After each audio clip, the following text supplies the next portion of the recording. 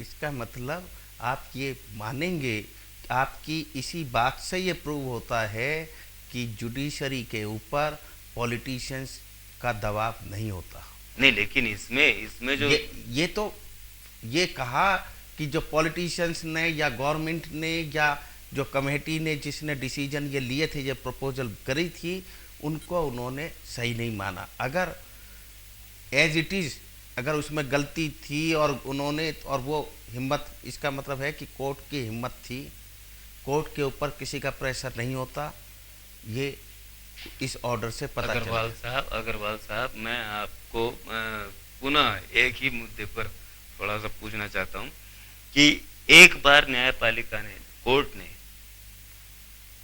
चुनाव के निर्देश दे दिए थे, तो उसी आरक्षण के आधार पर बाद में मौजूदा सरकार के आवेदन पर या रीट दायर करने पर यह निर्णय पुनः कोर्ट ने दिया कि परिसीमन दोबारा कराया जाए। ऐसा क्यों? ये तो जब वो गलती, अगर वो परिसीमन में वो जो किया हमने, अगर वो गलत है तो फिर कोर्ट ने कहा कि ये गलत है, आप दोबारा इसको वो कराइए।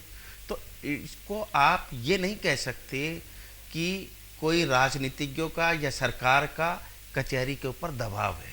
ये हर एक आदमी का सोचने का अलग अलग तरीका हो सकता है। 3 ऑनरेबल जजेस सुप्रीम कोर्ट के इकट्ठे एक केस को सुनते हैं, इकट्ठे आर्ग्यूमेंट सुनते हैं उन्हीं वकीलों की, और तीनों का व्यू अलग अलग हो जाता है।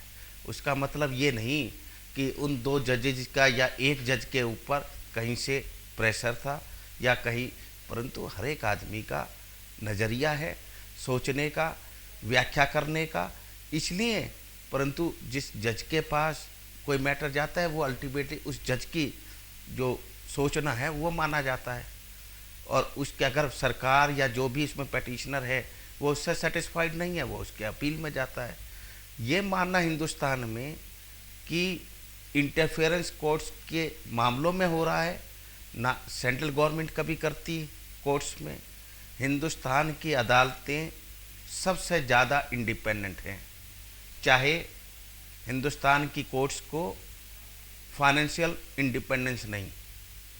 जिस तरीके से हिंदुस्तान की courts free from all fear काम कर रही हैं, वर्ल्ड की मेरा ये मानना है कहीं भी इस तरीके की अदालतें बिल्कुल इंडिपेंडेंटली काम नहीं कर रही।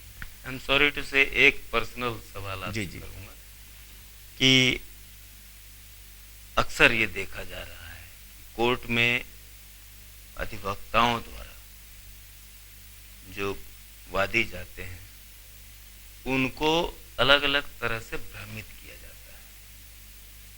भ्रमित इन अ सेंस कि या तो तारीख के नाम पर या किसी मुद्दे को और बढ़ा चढ़ा करके, अब उसको ऐसे भी ले सकते हैं कि अब उसमें जो है तमाम लोगों ने ये भी आरोप लगाए हैं कि वहाँ कुछ लिया जाता है तब वो सुनवाई होती है। कोर्ट्स लेती हैं, आपका कहने का मतलब? नहीं, अधिवक्ता। हाँ, कोर्ट्स नहीं, वकील तो केवल अपनी फीस जो फिक्स करते हैं या तो लमसम में एक बार ले लेते हैं या कहीं डेली हर तारीख की फ़ीस कई जगह लेते हैं तो वो लेते हैं। और कोई वकील अगर जितनी फिक्स की थी अपने फ़ीस उससे ज़्यादा लेता है, बाद में एक्स्ट्रा अमाउंट मांगता है, तो वो प्रोफेशनल मिसकंडक्ट है।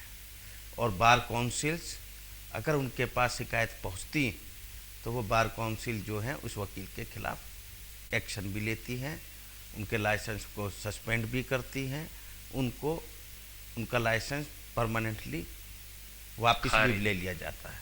परंतु अगर कोई शिकायत नहीं होती तो ये चीज़ें और ज़्यादा बढ़ने लग जाती हैं। तो अगर कोई वकील इस तरीके से करता है तो जो कंप्लेनेंट जिसके साथ ऐसे हुआ तो उसकी ड्यूटी बनती है कि वो बार काउंसिल को खबर करे, और एक उसका भी प्रोसीजर, सिंपल एक चिट्ठी भेज देने से उसके वकील साहब के खिलाफ प्रोसीडिंग चालू नहीं हो सकती।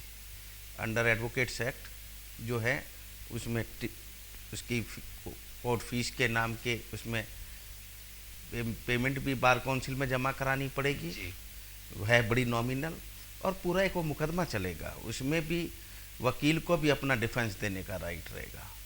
तो ऐसे जो अगर करते हैं तो वो गलत है, और बार काउंसिल के पास शिकायत आने पर उनके खिलाफ एक्शन लिया जाता है। अब मैं चाहूँगा कि आप आम जनता के लिए, आम जनता को न्याय पाने के लिए कायदन किस स्तर से प्रयास करना चाहिए। अक्सर ये देखा जाता है कि अब हमारे यहाँ चूँकि जागरूकता बहुत कम है, साक्षरता कम है, तो होता ये है कि अगर थाने का मामला है तो आदमी आईजी के पास जाता है। तो उसी तरह से जब कोर्ट में कोई व्यक्ति जा रहा है तो उसे किस तरह से नजर से, मतलब सबसे पहले उसे क्या करना चाहिए कि उसकी प्रोसीडिंग सही ढंग से चले। हाँ, तो उसको अपने जो वकील साहब हैं, जिनको वो सोचते हैं कि इस केस को वो ज़्यादा बेटर तरीके से डील कर सकते हैं, उन वकील साहब से मिले, उनको सारे कागज़ दिखाएं, पूरे कागज़ दिखाएं। गलती क्या होती है कि क्लाइंट सीधा बिना कागज़ लिए चले जाते हैं। प्रॉपर जब तक वकील को पूरे कागज़ नहीं दिखाए जाएंगे, वकील प्रॉपरली उनका केस ना तो फाइल कर सकता है, ना ही प्रॉपरली उसको आगे जाकर डिफेंड कर पाता है।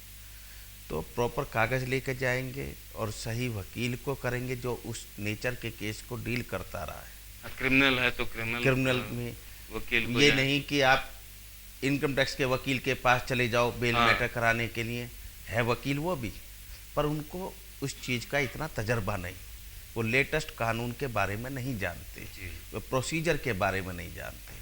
तो हमको उसी तरीके का वकील एंगेज करना चाहिए जो वकील उस चीज़ को डील करता रहा। उसमें उस वकील के लिए भी फ़ायदा है, उसे कम मेहनत करनी पड़ेगी।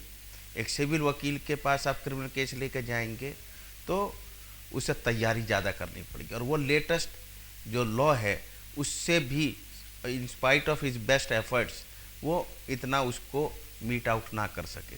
तो जब भी उनको सही न्याय मिल पाएगा कि वो प्रॉपर वकील से कांटेक्ट करें और अपना सारी बात बताएं, सारे कागज़ दिखाएं और उसके बाद केस फाइल करें।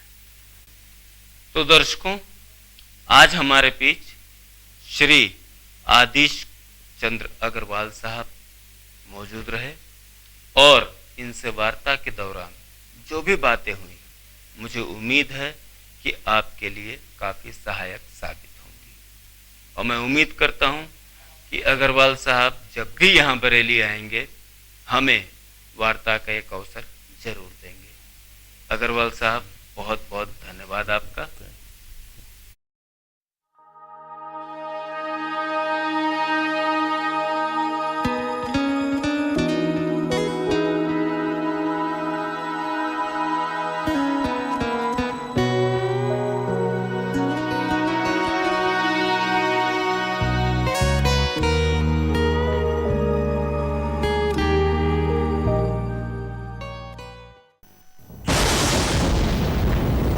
ये है बरेली और आप देख रहे हैं बरेली प्राइम, बरेलीज नंबर 1 चैनल।